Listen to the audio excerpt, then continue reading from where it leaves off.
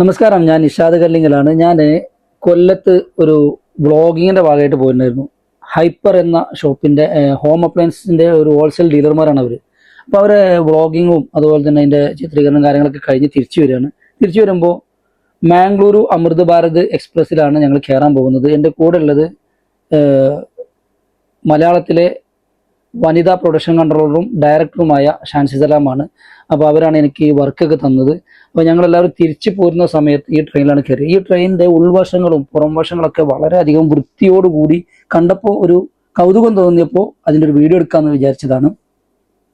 ഇതിൻ്റെ ഉൾഭാഗം വളരെയധികം എന്താ പറയുക, നല്ല ക്ലീൻ ആൻഡ് നീറ്റാണ്, ഈ പുറംബോഡി ആണെങ്കിലും ഒക്കെ. അപ്പോൾ ഞങ്ങൾ അവിടെ TTRനോട് ചോദിച്ചപ്പോൾ TTR പറഞ്ഞത് ഇത് ഇനി നോർത്ത് ഇന്ത്യ ഭാഗങ്ങളിലൊക്കെ പോവുകയാണെങ്കിൽ ഈ ഒരു ട്രെയിനിൻ്റെ ഭാഗങ്ങൾ നോക്കണ്ടെന്ന് പറഞ്ഞത്.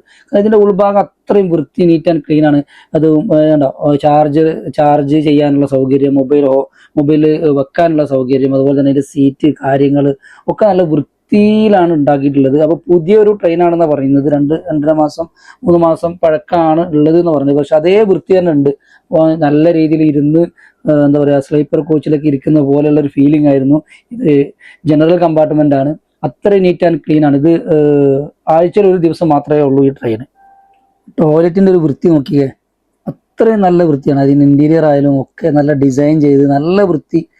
നമ്മൾ സാധാരണ ഒരു പിന്നെ എന്താ പറയുക, ജനറൽ കമ്പാർട്ട്മെന്റിലുള്ള ഒരു ടോയ്ലറ്റ് കയറുമ്പോൾ അതില്ല സ്മെല്ല് സഹിക്കാൻ പറ്റിയിട്ട് നമ്മൾ സഹിച്ചിരുന്നിട്ടൊക്കെ ചിലപ്പോൾ മൂത്രം ഒഴിക്കാറല്ലേ.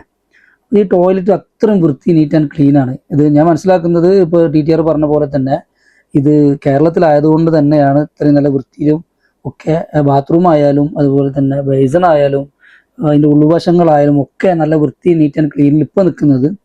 ഇത് കുറച്ച് കഴിഞ്ഞാൽ എന്തായാലും ഇതിൻ്റെ അവസ്ഥ എന്താണെന്ന് പറയാൻ പറ്റില്ല. പക്ഷേ ഇപ്പോഴത്തെ കണ്ടീഷനിൽ നമുക്ക് നല്ല രീതിയിൽ യാത്ര ചെയ്യാൻ പറ്റുന്ന നല്ല വൃത്തി ഉള്ള ഒരു ട്രെയിൻ തന്നെയാണിത്.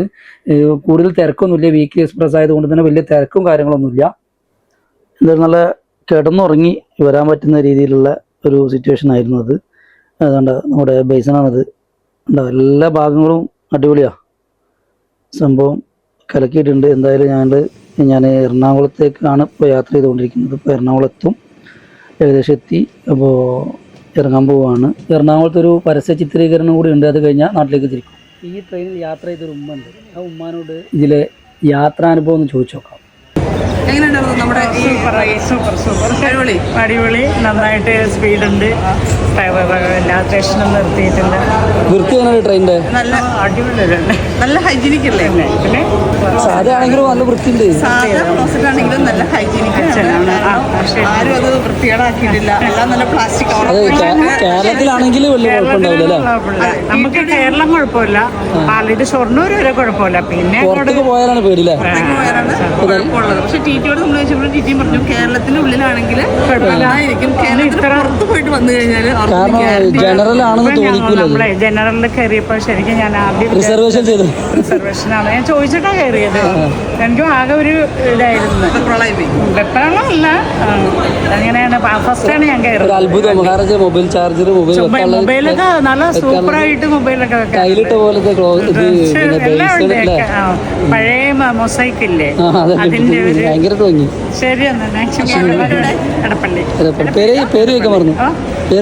സൈനബ. ഞാൻ വർക്ക് ഞങ്ങൾക്ക് ചെറുതായിട്ടൊരു കച്ചവടം നിർത്തി വെച്ചേക്കുന്നത്.